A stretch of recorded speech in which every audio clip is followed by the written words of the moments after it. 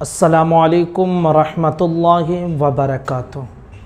दो सवाल पूछे गए हैं कि मुहर्रम के महीने में शादी ब्याह करना कैसा है, और जो शादीशुदा लोग हैं वो मुहर्रम के महीने में हम बिस्तरी कर सकते हैं या नहीं कर सकते हैं। ये दोनों सवालात पेश किए गए हैं, तो आज इंशाअल्लाह इनके जवाबात हम आपके सामने पेश करेंगे।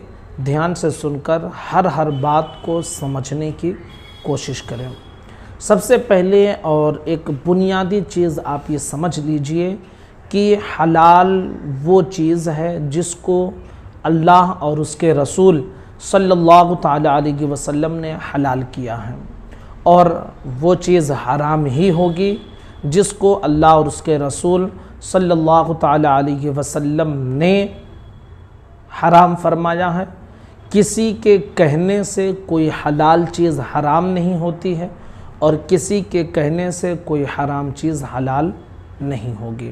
ये अल्लाह और उसके रसूल का जो फ़ैसला होगा उस पर हम सबको अमल करना ये ज़रूरी होगा। अब इसके साथ साथ हमारे मुआशरे में बहुत सारी रस्में रिवाज ख़ास करके मुहर्रमुल हराम के महीने में राइज हैं। कहते हैं लोग इस महीने में शादी ब्याह नहीं करना चाहिए, इसे गम का महीना कहते हैं। तो याद रखिए कि महीने सारे के सारे अल्लाह तबारक व तआला के हैं।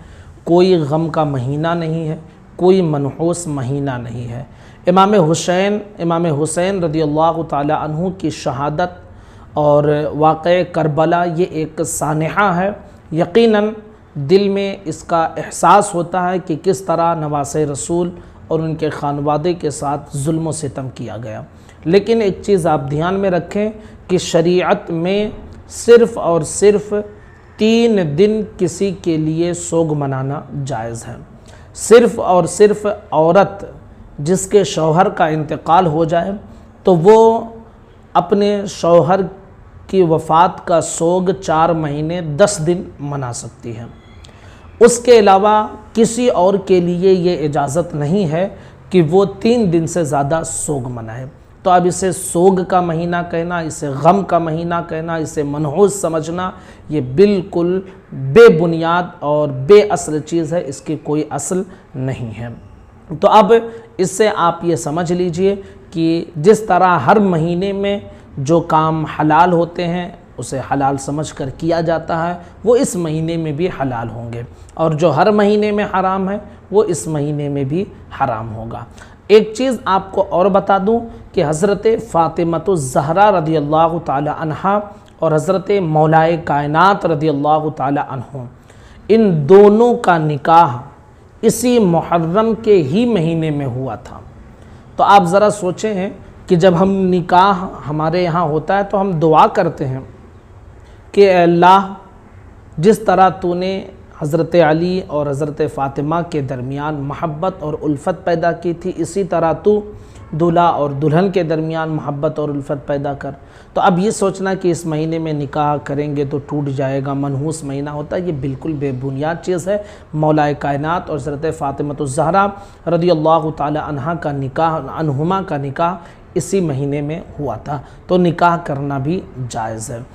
और इसी तरह जो लोग शादीशुदा हैं तो बहुत सारे बातें खुराफात की हमारे माशरे में राइज हैं।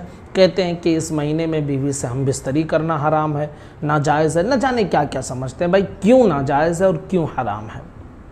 क्यों नाजायज़ और क्यों हराम है? क्या इस महीने की वजह से?